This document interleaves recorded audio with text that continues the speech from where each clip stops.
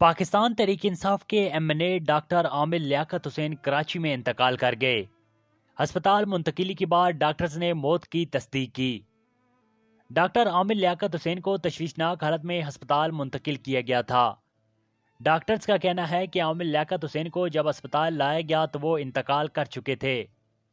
अब बाद में डॉक्टर आमिर लियाकत का पोस्टमार्टम कराया जाएगा।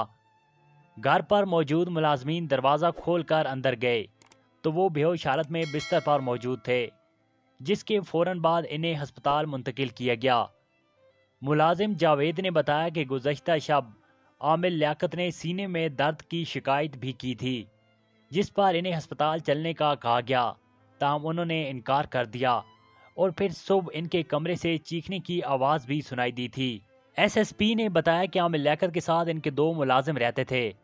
हमें आमिर लियाकत से मुतल्लिक इनके मुलाजिम ने इत्तला दी। क्राइम सीन यूनिट को घर पर तलब कर लिया गया है। क्राइम सीन यूनिट यहाँ से मुख्तलिफ शवाहिद इकट्ठे करेगा।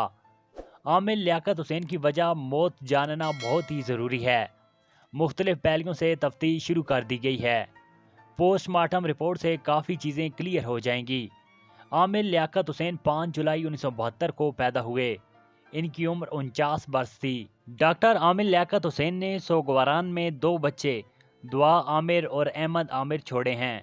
नाज़रीन, मज़ीद खबरों और मुख्तसर मालूमाती वीडियोज़ के लिए हमारे चैनल को ज़रूर सब्सक्राइब और लाइक कीजिएगा।